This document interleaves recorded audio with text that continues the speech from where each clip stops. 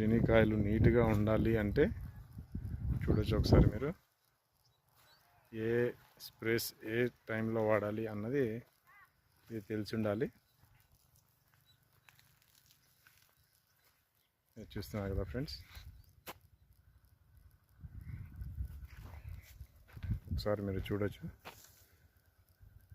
ఎంత నీట్గా ఉన్నాయో.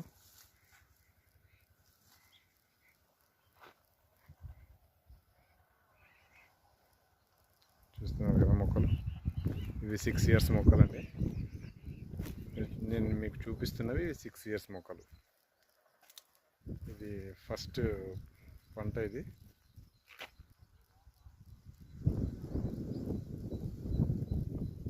చూస్తున్నారు కదా ఎంత నీట్గా ఉన్నాయో.